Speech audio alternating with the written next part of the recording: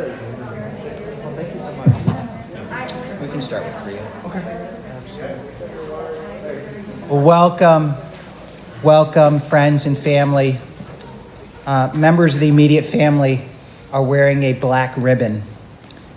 In biblical times, upon hearing of the death of a loved one, people would literally tear their garments as a sign of the internal tear that we experience. So we model that today by wearing and tearing a black ribbon and saying a blessing. If you could repeat after me. Baruch Adonai Dayan Ha'emet. Baruch Atah Adonai Dayan Ha'emet. We praise you, eternal God, judge of truth. Amen. Now you can tear from the bottom.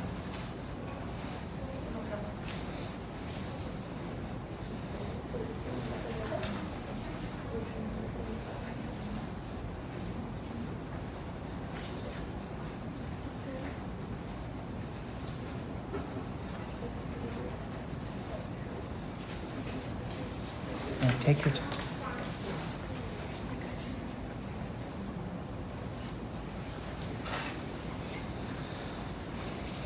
Birth is a beginning, and death a destination, and life is a journey.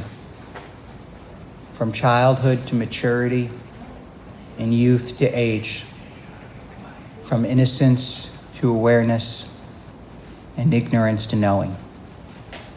From foolishness to discretion, and then perhaps to wisdom. From weakness to strength, or strength to weakness, and often back again. From health to sickness, and back, we pray, to health again. From offense to forgiveness, from loneliness to love, from joy to gratitude, from pain to compassion, from fear to faith, from defeat to defeat to defeat, until looking backward or ahead, we see that victory lies not at some high place along the way, but in having made the journey, stage by stage, a sacred pilgrimage. Birth is a beginning, and death a destination. And life is a journey, a sacred pilgrimage to life everlasting.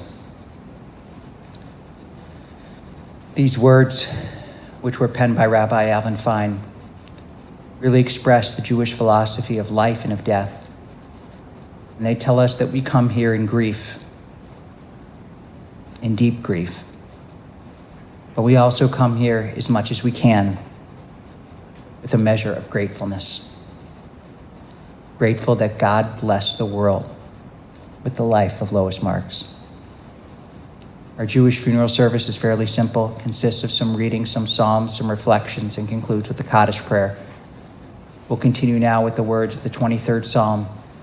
If you know it, please feel free to join me. The Lord is my shepherd, I shall not want. He maketh me to lie down in green pastures. He leadeth me beside the still waters. He restoreth my soul. He guideth me in straight paths for his name's sake. Yea, though I walk through the valley of the shadow of death, I will fear no evil, for thou art with me.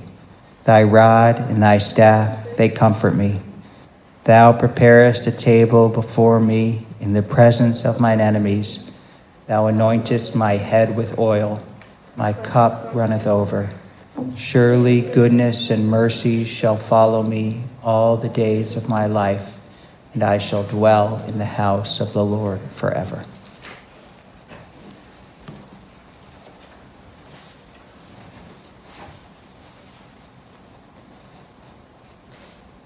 Adonai roi lo hechsar, Dihino de sheyarbitzeini, al mei menuchot, ינעלני,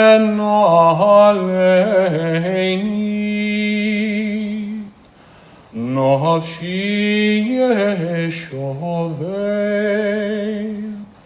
ינחני במעגלי צדק,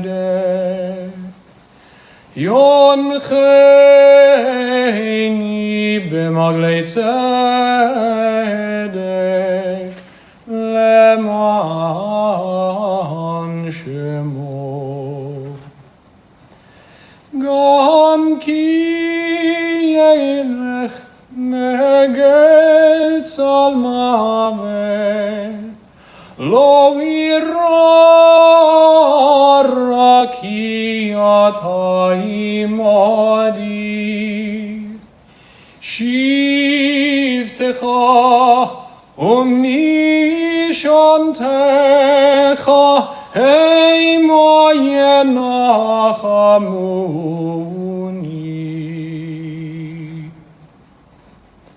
נפשי ישובר, שוחה נגד צורריי. דישנת בשמן ראשי, כוסי רוויי. אך טוב החסד ירדפוני, כל ימי חיי, כל ימי חיי. ושבתי בבית אדוני לאורך ימים. אדוני ראוי לו החסד, אדוני ראוי לו החסד.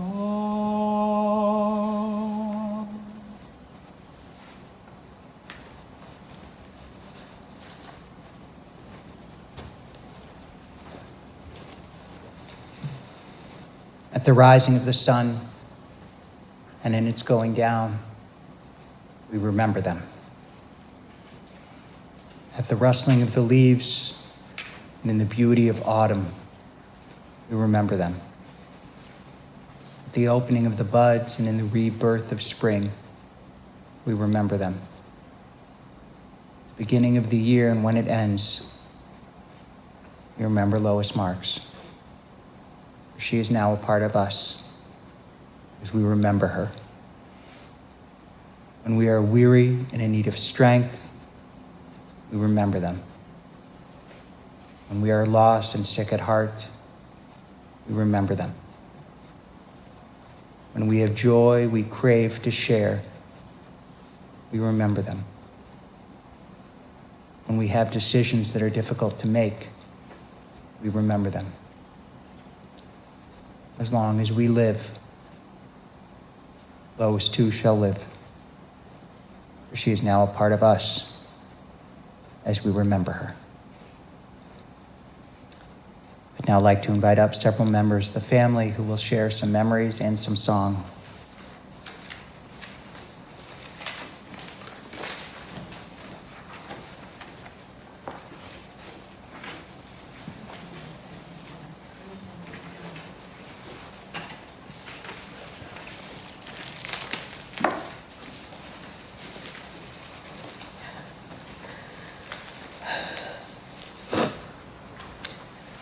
I'm looking around at all these people who love my mommy so much, and I feel like she'd be so mad that she's not here to be with all of us. But anyway, funny, colorful, empathic, embarrassing, incredibly loving, enthusiastic, brave. My mom was all of these things and more. She was always one of my best friends, and I was hers. She used to tell about how the pediatrician berated her for being friends with me when I was a child, but I loved it. I told her everything that was going on in my life. I talked to her many times a day on the phone. We lived close enough that I saw her all the time as well. She was a constant presence in my children's lives too, and she always said that she loved them as much as if she had given birth to them herself. No one could love them more than she did. She was ready to defend them from bullies and was the biggest cheerleader there ever was. She never missed a play, a concert, an art show, you name it, she was there, even though physically that wasn't always easy. I think I get my FOMO from her. She never wanted to miss a minute in any of our lives. I can't remember a single time in my life when she didn't make me feel loved and appreciated and beautiful. I knew she would do anything for me, and she did. When I was on bed rest with Samantha, she drove me to every doctor's appointment. I would lay in the back of the car because I couldn't sit. And she brought me lunch every day. We all counted on her for so much. She made every holiday a big deal. We never missed a chance to carve pumpkins for Halloween or eat hot dogs and Kraft macaroni and cheese. She loved Christmas and Hanukkah. She even went with me to carol at area nursing homes. I love the memory of her and Dad kissing under the mistletoe. It was a toy toad, and it hung in the kitchen. And of my sisters and me dancing to the music box menorah that played Hatikva. Briskets for Passover, and dyeing eggs in paper towel at Easter, laughing during Seder's, and of course 4th of July with our dear Ruttenberg babies. After cheering her heart out at the Deerfield Parade, she made everything so much fun. And oh, the giggles. We had the giggles all the time. From my childhood until just a few years ago when Lewy Body dementia stole that, as it stole so much. We giggled doing the Sunday crossword puzzle each week, a tradition Samantha and I continue, and over just about anything else, even when it was inappropriate. I spent many a Soul service with my head down in my lap, trying to stifle the giggles my mother caused. We would struggle to stop and then start fresh at the memory. Sorry. I had the great good fortune to be able to go to Disney World with my parents 8 years ago, and I have never laughed more in my life, mostly at my poor father struggling to steer an ECV that's, like a motorbike through the maze-like lines at the attractions. Strangers would run to try and help him, and Mom and I just stood there and laughed. I remember how much wonder Mom felt, especially when she saw Tinkerbell fly. And my mom and Dad talked to everyone we saw, especially the children. The kids loved her colorful gym shoes and her funny t-shirts. And Mom and Dad made everyone feel special. My parents had a rare kind of love. They were truly best friends. Their love and devotion to each other was unmatched, never more evident than in these last few years. Recently, someone asked my mom how long she and Dad had been married, and she said, "Not long enough." I hope to be just like her when I grow up, but then she never felt grown up, so maybe not. But I strive to follow in her footsteps as a teacher for the Deerfield Park District, as a pool and sunshine devotee, and mostly as someone who loves with all her heart. Thank you.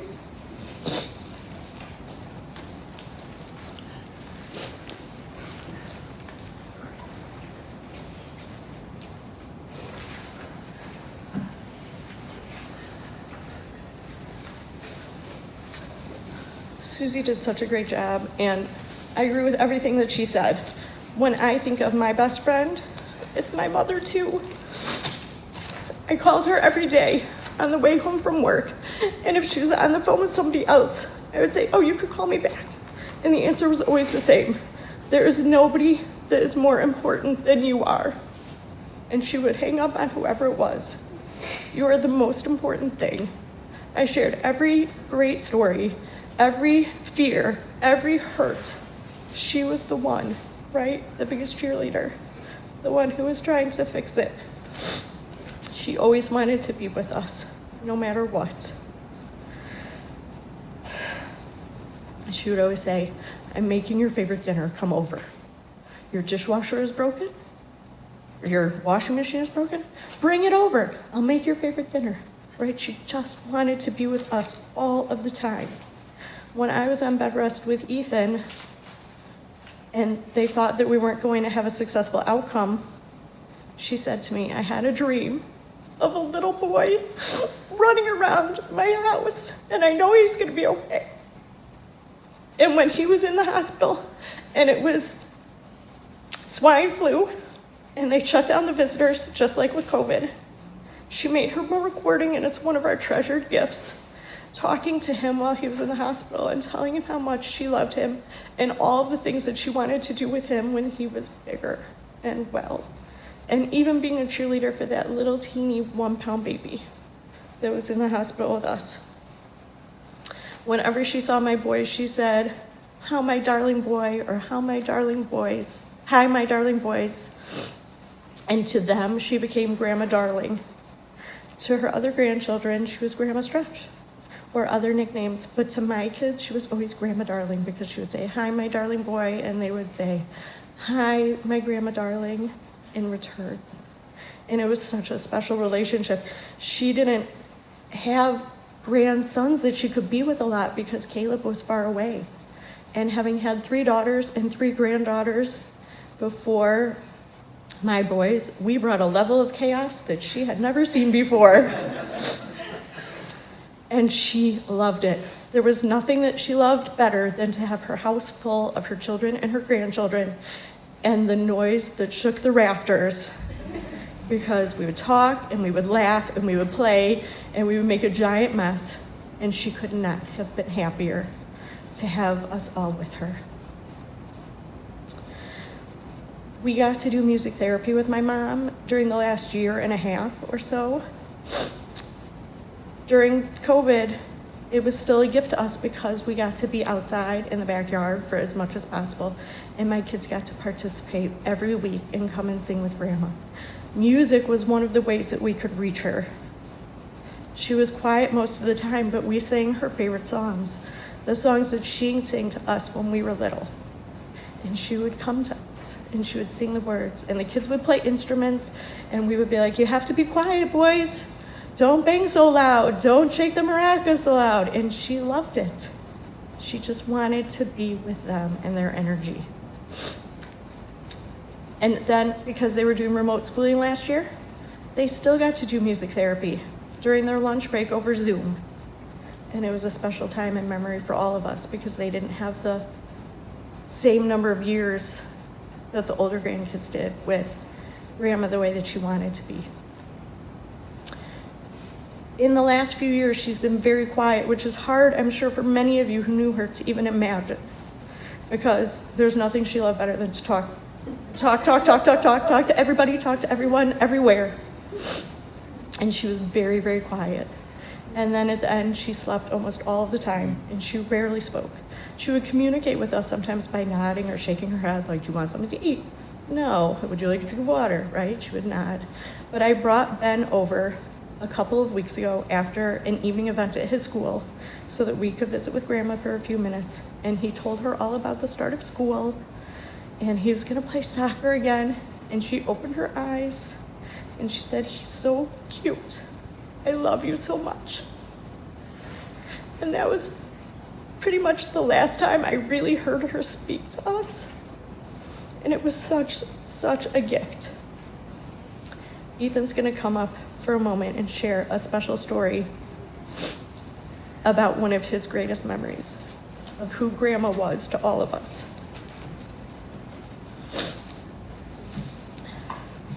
You can take your mask off. All right. So, Mom, do you want to explain? Okay. When Ethan was 4 or 5, he had a condition called ITP, and his white blood cells started to attack his platelets. And he had to go to the hospital and have a scary treatment, and we were all very frightened. And after that, he had to have a blood test every week for 8 weeks. And I don't know if you remember your own kids and grandkids, when it's time for a blood test when you're little, it's no good. And he would scream, and he would cry, and he would fight, and we would do anything to try and distract him. And I told Grandma, and from the time I told her until he was done, what happened? She would always scream with me. She would go with her rollator. Walking was still not easy then, even though it was 4, 5, 6 years ago. All the way down the very long hall at Highland Park Hospital to the lab. And Ethan would scream, and Grandma would scream with him. Sometimes the phlebotomist would scream with them too. And they would just primal scream until the blood test was over. Every single week. Because if he was suffering, she wanted to suffer with him. You good?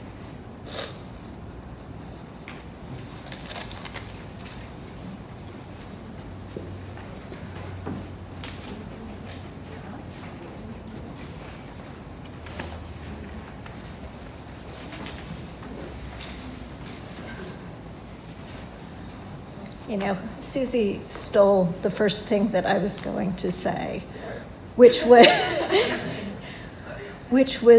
how unfair Mom would think it was that we are all here in this room together without her.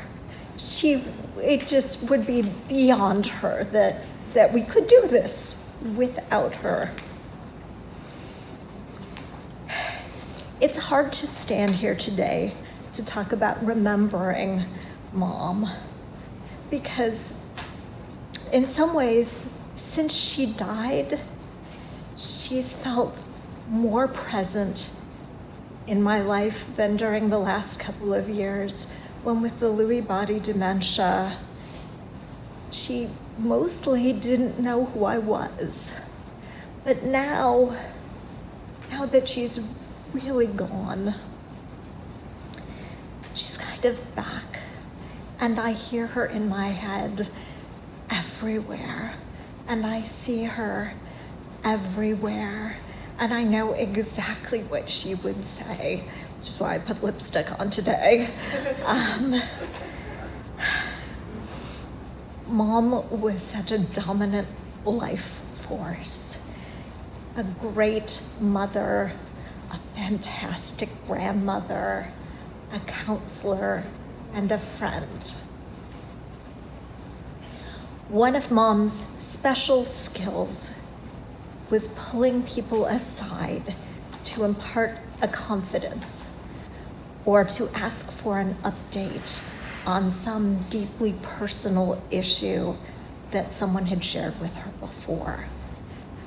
I remember watching her start so many of those conversations with a gentle tug on a sleeve or the grasp of an arm, and she would lean up and in. And in most of those moments, with other people, she was the soul of discretion. With us, she tried to be. But, she would say something like, "Is that the boy you had a crush on in junior high school?" In this whisper that was so loud that it echoed off the walls. And when we tried to shush her, she would say, "What? Nobody could hear that." Well, we turned redder and redder. But for the other moments, when she said nobody could hear, she was right. She was just leaning in and talking, and I would know what she would be talking about when she pulled one of my friends aside, because I knew what she was worried about for them. I always knew. Every time I talked to her, she would say, "How has this worked out for your friend? How is she doing? How is she handling this?" And then when they were together, I would watch her go and do that tug on the sleeve or the grasp of the arm and lean in and up to talk, because she was always shorter than everybody.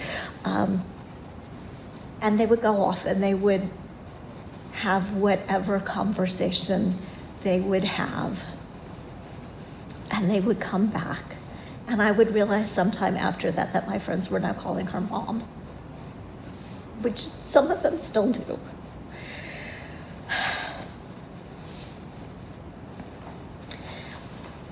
When Alex and I brought mom and dad to the place where we had decided to get married, the restaurant, Dad didn't like it. It was a restaurant. It was a Nuevo Latino restaurant. It was loud and the tables were weird shapes and, it was dark and I was watching him hate the place that we were so excited about getting married. And at one point, Mom had me go to the bathroom with her, and she grabbed my arm and she leaned in and up and she said, "Don't worry about your dad. I'll take care of it." And she did. Nothing dismayed Mom more than being unable to take care of it, whatever it was. Her go-to remedies were baked goods and hugs. Emphasis on the hugs. She was never too busy. She always cared. She always listened. She used to love to tell the story about how 3 weeks I started after my law firm, the start of a 30-year career. I called her and said, "Mommy, I don't think I want to be a lawyer anymore." She loved that story. Mommy. By the time I was a teenager, that word was reserved for moments of deep unhappiness. I almost never called her that. So here we are, Mommy. I miss you, Mommy. I miss you. I have missed you for so long before you died, and I miss you now more than ever.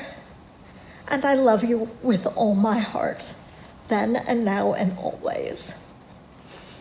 Thank you for being my mom.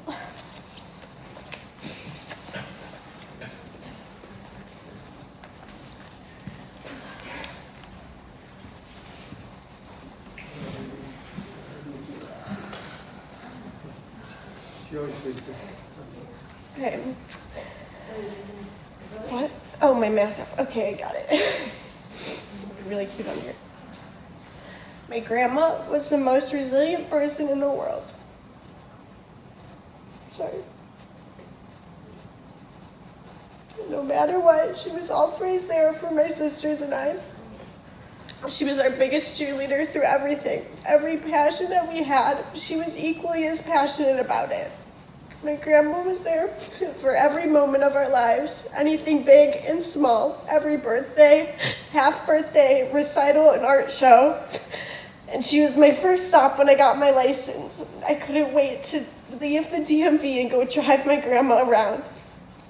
When I was in first grade, Grandma was the classroom helper.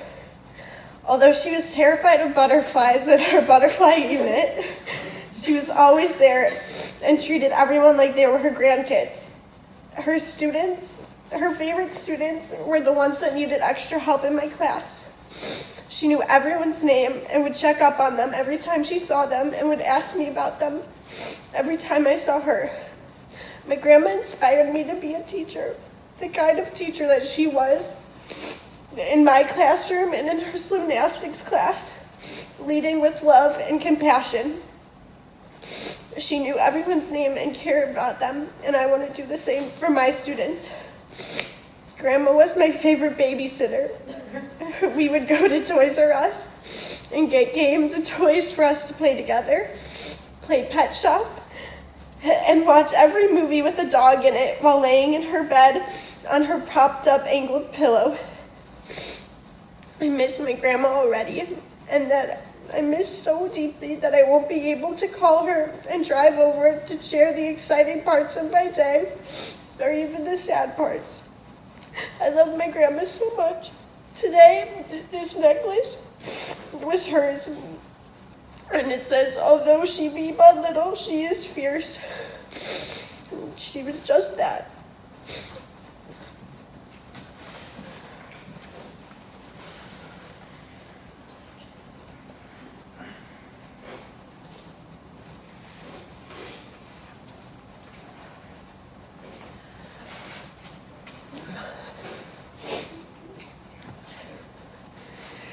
As you have and will continue to hear today, my grandma was everyone's best friend. She made every single person she encountered feel special, loved, and heard. She had the biggest heart and was the strongest person in the whole world. I am so honored and lucky that I have a million incredible memories with my grandma. One of my favorite memories with my grandma was when we used to go out to Kevin's place every Thursday for lunch. We went from 3rd grade all the way through 5th grade. And she would pick me up from school in her red Ford, and we would eat and chat at the exact same table with the exact same meal every single day, every single Thursday.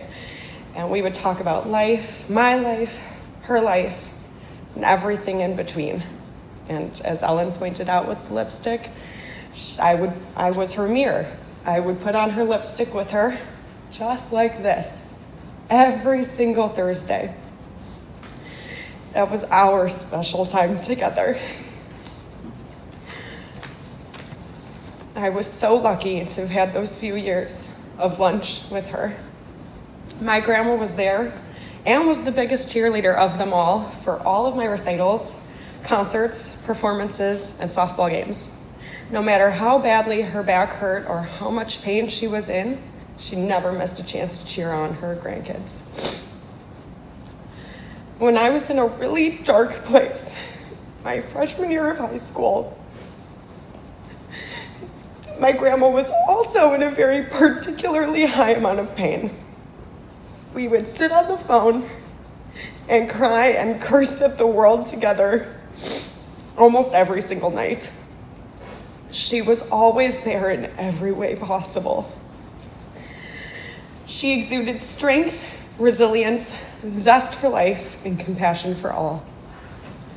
She was my big pipsqueak, and I her little pipsqueak. She was my rock, my sounding board, and my best friend. Grandma, I love you to the top of planet Israel and back down. I will miss you more than I can ever say. Thank you.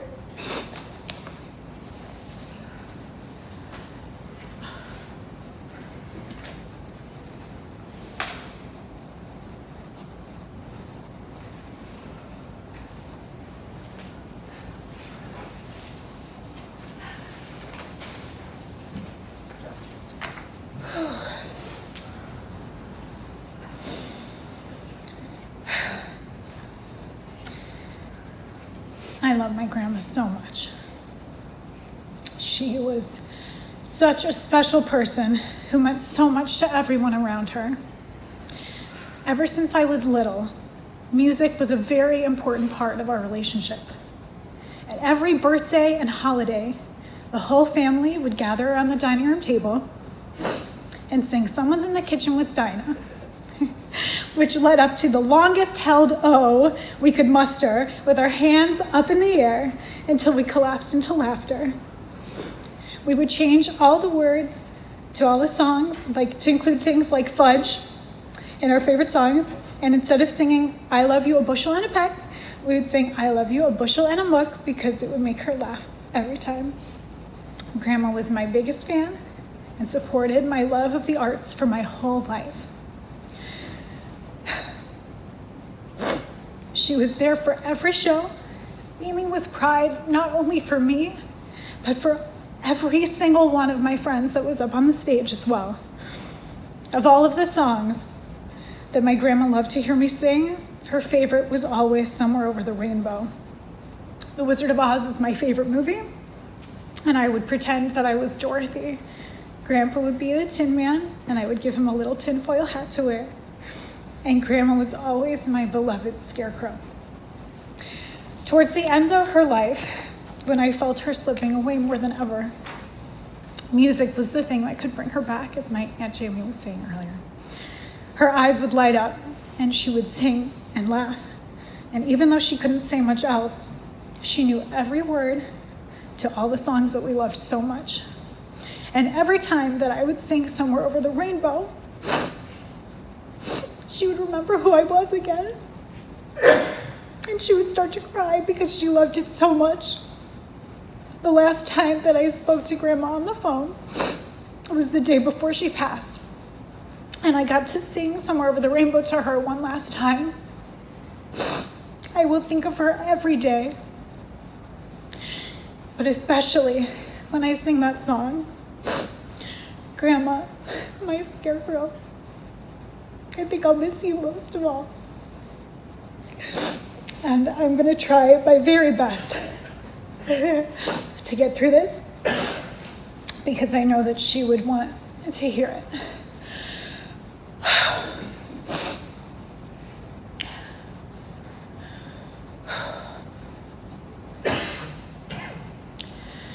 Somewhere over the rainbow,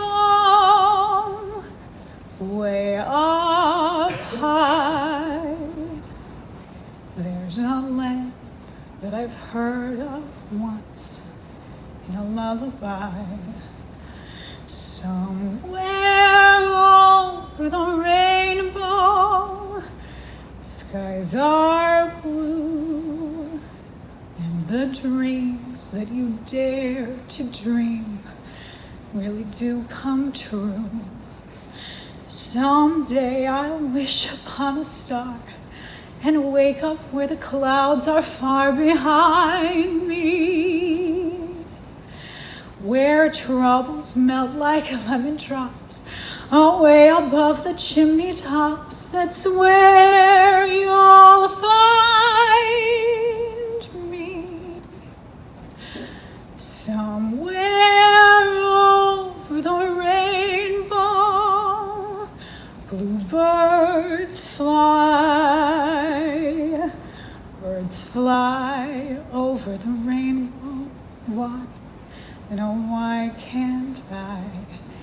If happy little bluebirds fly beyond the rainbow, why, oh, why can't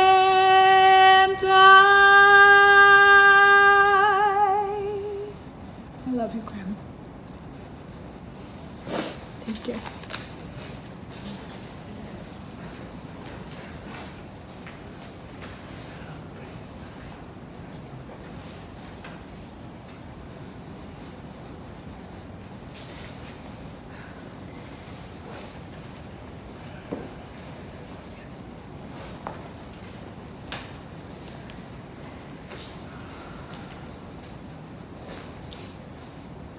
We come together in mourning, but we also come together to celebrate an extraordinary person. We just heard so eloquently and powerfully what a giving and loving person Lois Marks was. And she died in between the days of Rosh Hashanah and Yom Kippur.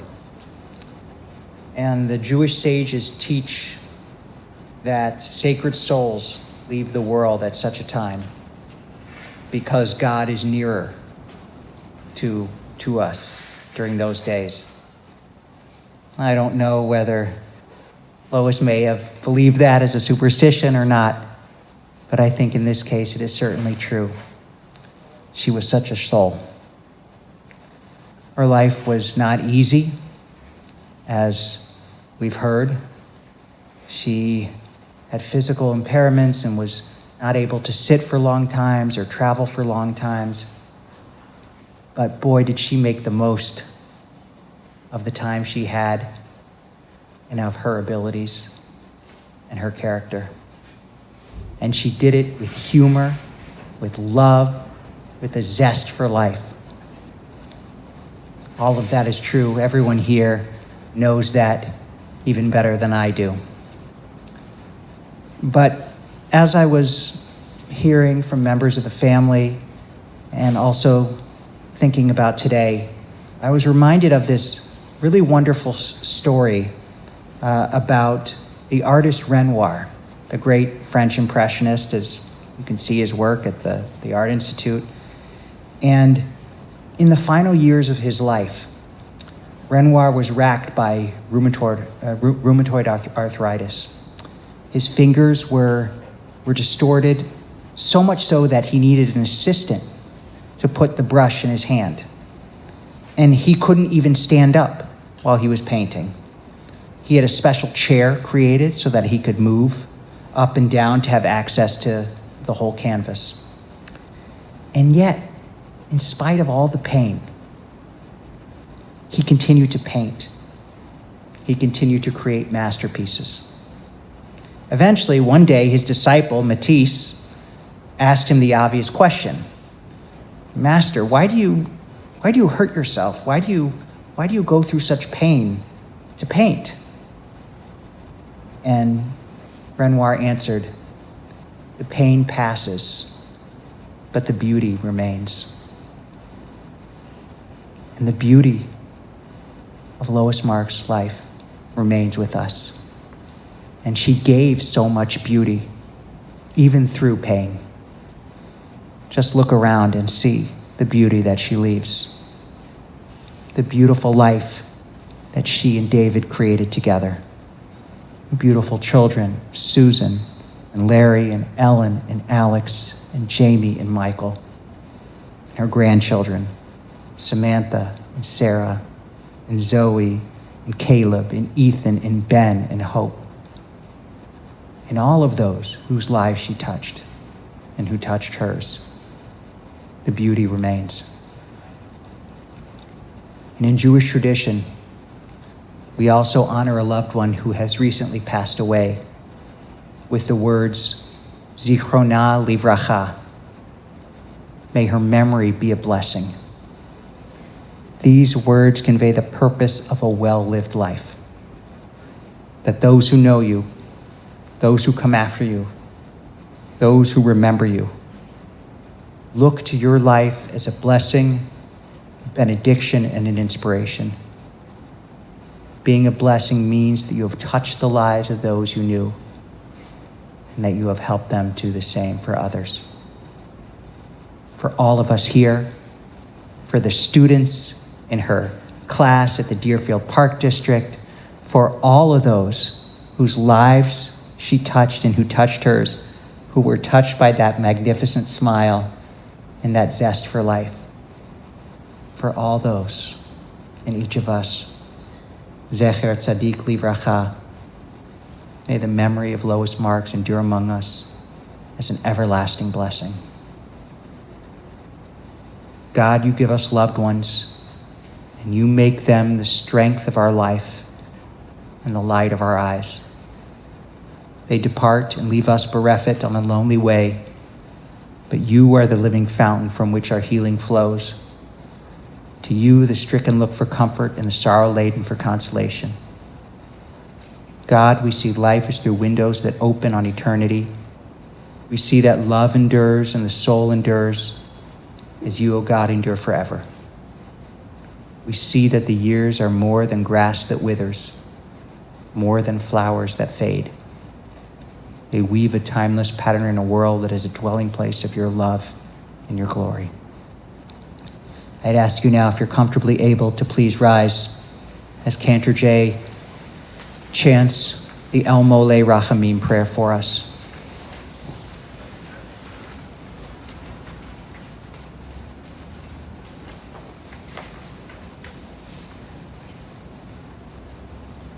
El Mole Rachamim Shochen B'Meramim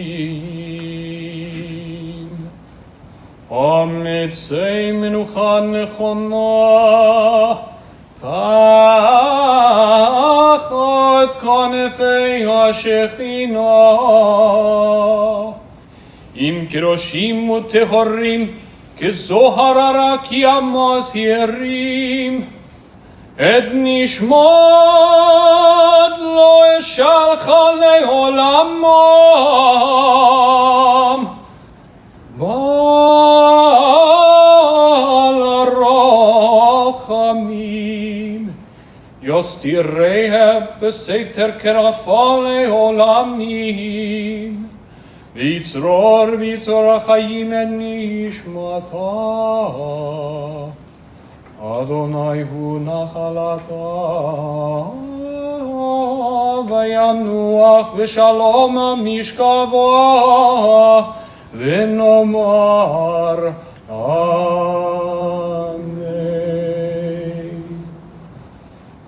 Eternal God, sovereign of the universe, grant perfect rest in your sheltering presence to our beloved wife, mother, grandmother, sister, loved one, friend, Lois Marks, who has entered eternity.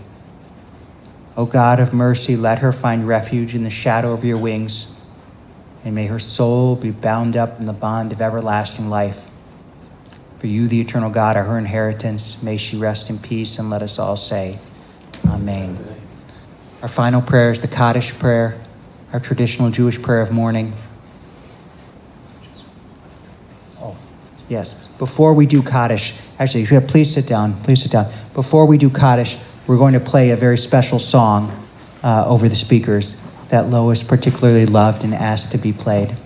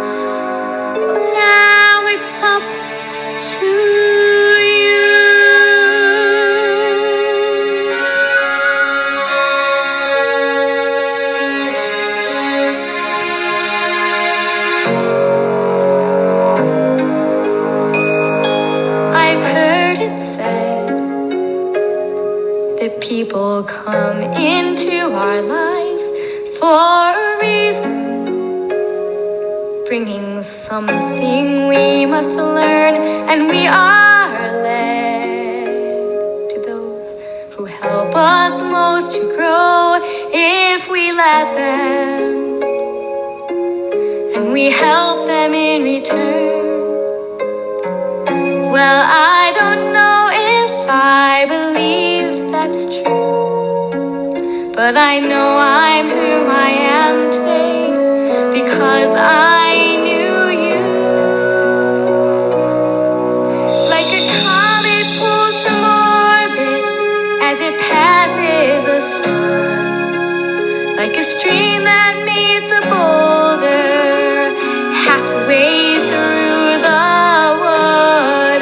Who can say if I've been changed for the better? But because I knew you,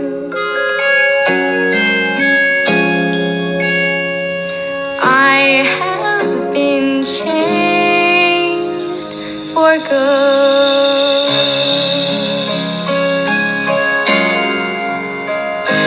It well may be that we will never meet again in this lifetime, so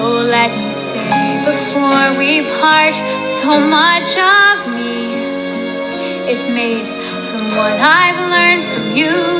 You'll be with me like a handprint on my heart. And now whatever way our stories end, I know you have rewritten mine by being my friend. Like a ship blown from its mooring by a wind of a sea, like a seed dropped by a skybird in a distant wood. Who can say if I've been changed for the better? But because I knew you, because I knew you, I have been changed for good. And just to clear the air, I ask forgiveness for the things I've done you blame me for. But then I guess we know there's blame to share, and none of it seems to matter anymore.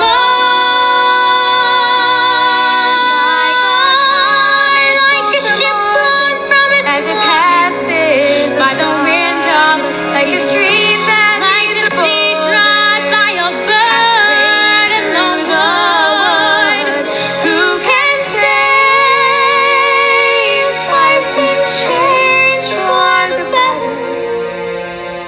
I do believe I have been changed for the better. And because I knew you, because I knew you, because I knew you, I have been changed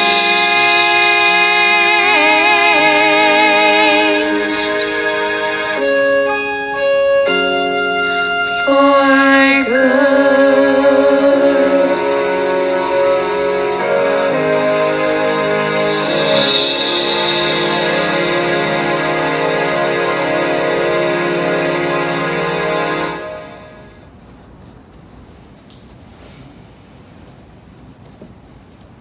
What a beautiful song, and a beautiful sentiment.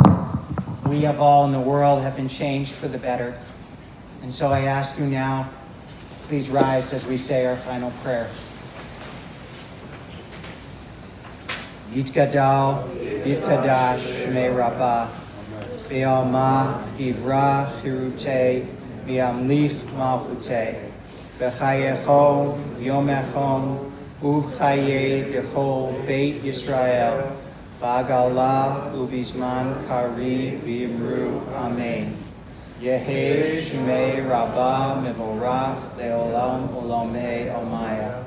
Yitbarach V'yishtabach V'yitpa'ar V'yitromam V'yitnaseh V'yitadar V'yitaleh V'yitalal Shmei Dekudisha B'richu Le'elam Im Kol Birchata V'shirata Tushbechata V'nechemata Damiran V'alma V'imru Amen.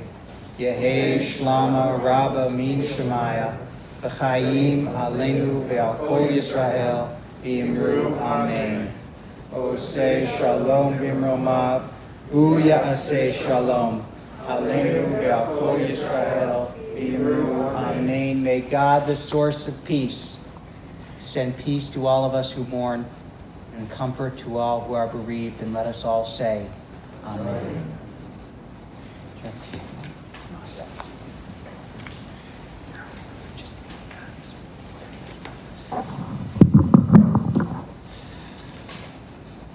Ladies and gentlemen, and for those of you joining us online, the family will be together for a Shiva at the Jacobs residence at 18 Larkdale East Road in Deerfield today and Monday from 4:30 until 7:30 p.m.